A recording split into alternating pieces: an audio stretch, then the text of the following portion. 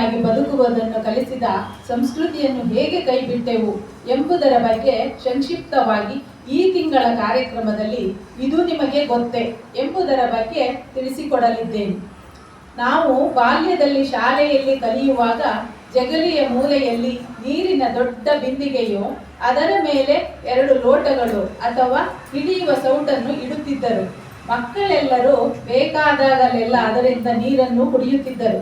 ಸಾರ್ವಜನಿಕ ಸ್ಥಳಗಳಲ್ಲಿ ಲೋಟವನ್ನು ತುಟಿಗೆ ತಾಕಿಸದೆ ಮೇಲಕ್ಕೆತ್ತಿ ನೀರನ್ನು ಕುಡಿಯುವ ಅಭ್ಯಾಸವನ್ನು ಮನೆಗಳಲ್ಲಿ ಶಾಲೆಗಳಲ್ಲೂ ನೀಡಲಾಗುತ್ತಿತ್ತು.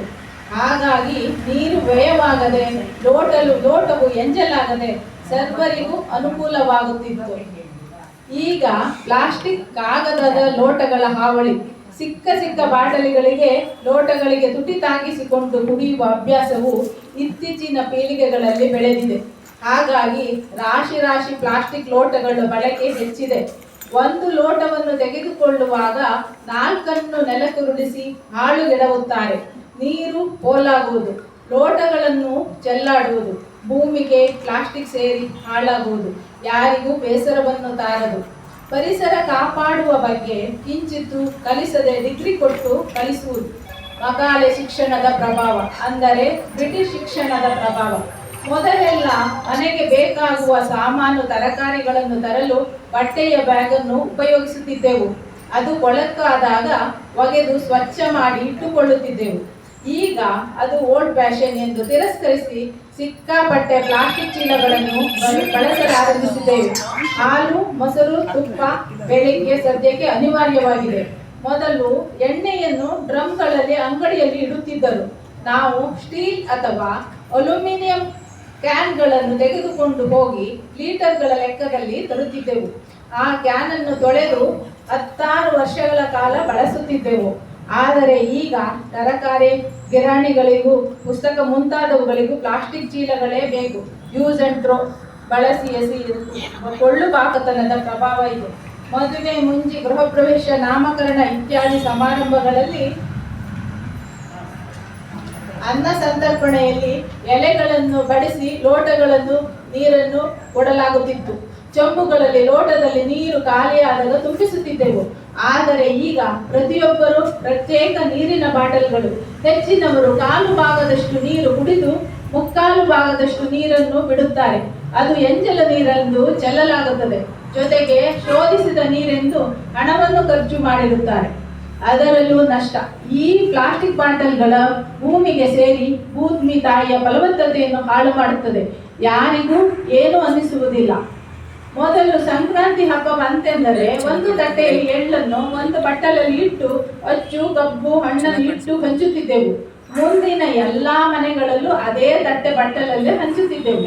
ಈಗ ನಮ್ಮ ಸಂಸ್ಕೃತಿಯ ಪರಿಸರ ಸ್ನೇಹಿಯನ್ನು ಬಿಟ್ಟು ಕೀಳು ಮಟ್ಟದ ಬಣ್ಣದ ಪ್ಲಾಸ್ಟಿಕ್ ಡಬ್ಬದಲ್ಲಿ ಪ್ಲಾಸ್ಟಿಕ್ ತಟ್ಟೆಯಲ್ಲಿ ಎಳ್ಳು ಬೆಲ್ಲವನ್ನು ಕೊಡುವ ದುರಭ್ಯಾಸ ಬೆಳೆದಿದೆ.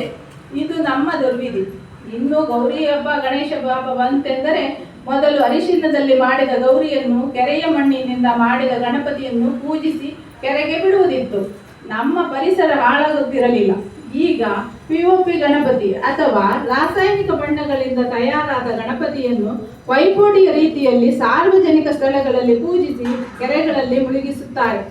ನಮ್ಮ ಬೆಂಗಳೂರಿನ ಹಲಸೂರು ಕೆರೆಯಲ್ಲಿ ಮುಳುಗಿಸುವುದನ್ನು ನೋಡಿದರೆ ಅಯ್ಯೋ ಎನಿಸುತ್ತದೆ. ಇದರಿಂದ ಕೆರೆಯ ನೀರು ಕಲುಷಿತ, ಅದರಲ್ಲಿ ವಾಸಿಸುವ ಜಲಚರಗಳಿಗೂ ಸಂಕಷ್ಟ. ಹೀಗೆ ಮಾಡುವುದರಿಂದ ಗಣೇಶನು ಸಂತುಷ್ಟನಾಗುತ್ತಾನೆಯೇ ಎಂದು ನಮಗೆ ನಾವೇ ಕೇಳಿಕೊಳ್ಳೋಣ. ಇತ್ತೀಚಿನ ದಶಕಗಳಲ್ಲಿ POP ಮತ್ತು ರಾಸಾಯನಿಕ ಬಣ್ಣಗಳಿಂದ ಮಾಡಿದ ಗಣಪತಿಯನ್ನು ಪೂಜಿಸುವ ಚಾಳಿ ಬೆಳೆದಿದೆ. ಶುಭವಾರ್ತೆ ಎಂದರೆ ಪರಿಸರ ಸ್ನೇಹಿಯ ಗಣಪತಿ ಮರಳುತ್ತಿದ್ದಾನೆ. ಈಗ ಅಚ್ಚುಗಳು ಗಣಪತಿ ಮಾಡುವ ಜೇಡಿ ಮಣ್ಣು ಸಿಗುತ್ತದೆ, ನಾವೇ ನಿರ್ಮಿಸಿಕೊಳ್ಳಬಹುದು. ಫೋಟೋಗೆ ಕಲರ್ಫುಲ್ ಗಣಪತಿ ಇದ್ದರೆ ಸಾಕು. ಪರಿಸರವಾಗಲಿ ಗಣಪತಿಯಾಗಲಿ ಎಂದರೆ ಏನೀಗ? ದೇವರ ಪೂಜೆಯಲ್ಲಿ ಬೆಳ್ಳಿ, ತಾಮ್ರ, ಹಿತ್ತಾಳೆ ಕಂಚುಗಳನ್ನು ಅಥವಾ ಮಣ್ಣಿನಂತಹ ಮರದ ಸಲಕರಣೆಗಳನ್ನು ಮಾತ್ರವೇ ಬಳಸುತ್ತಿದ್ದೆವು. ಪ್ರಕೃತಿಯು ನೀಡಿದ ಹೂವು, ಮಾವಿನೆಲೆಯ ತೋರಣಗಳಿಂದ ದೇವರನ್ನು ಪೂಜಿಸುತ್ತಿದ್ದೆವು. ಆದರೆ ಈಗ ಪ್ಲಾಸ್ಟಿಕ್ ಹಾರಗಳ, ತೋರಣಗಳ, ತಟ್ಟೆ, ಲೋಟಗಳು, ಸಿಕ್ಕಾಪಟ್ಟೆ ಹಗುರವಾದ ನವನವೀನ ಆಕಾರಗಳ ಪ್ಲಾಸ್ಟಿಕ್ ಚೀಲಗಳು ಆಕರ್ಷಣೆಯ ಮುಂದೆ ನಮ್ಮ ಪಾವಿತ್ರ್ಯ ಪ್ರಜ್ಞೆಯು, ಸಂಪ್ರದಾಯ ನಿಯಮಗಳು, ಪರಿಸರ ಪ್ರೇಮವು ಕರಗಿ ಮರೆಯಾಗುತ್ತಿದೆ. ನಮ್ಮ ಸಮಾಜದಲ್ಲಿ ಪರಿಸರದ ಬಗ್ಗೆ ಮಾತಾಡಲು ಅತಿಥಿಗಳನ್ನು ಕರೆಸಿದ್ದೆವು. ರಾಜೇಶ್ವರಿಯವರು ಎಲ್ಲಿಗೆ ಹೋಗಲಿ ಕಾಫಿ ಕುಡಿಯಲಿ ಒಂದು ಲೋಟ ತೋರಿಸಿದರು. ಅವರು ಅದರಲ್ಲೇ ಕಾಫಿ ಕುಡಿಯುವುದಾಗಿ ಹೇಳಿದರು. ಹ್ಯಾಂಡ್ ಬ್ಯಾಗ್ನಲ್ಲಿ ಆರಾಮವಾಗಿ ಇಟ್ಟುಕೊಳ್ಳಬಹುದು. ನಾವು ಇಲ್ಲಿ ಕಾಫಿಯನ್ನು ಕುಡಿಯಲು ಬಳಸುವ ಕಾಗದ ಕಪ್ಪುಗಳನ್ನು ಬಳಸುವುದರಿಂದ ಕ್ಯಾನ್ಸರ್ ಬರುವ ಸಾಧ್ಯತೆ ಇದೆ. ನಮ್ಮ ಮಾಜಿ ಅಧ್ಯಕ್ಷರಾದ ಶ್ರೀಮತಿ ಮಾಲತಿಯವರು ಪರಿಸರ ಕಾಳಜಿಯಿಂದ ನಮ್ಮ ಸಮಾಜಕ್ಕೆ ಬರುವಾಗ ಇಲ್ಲಿ ತಿಂಡಿ ಅಥವಾ ವಾಟರ್ ಸೇವಿಸಲಿಕ್ಕೆ ತಟ್ಟೆ ಲೋಟ ತರಬೇಕೆಂದು ಹೇಳಿದರು.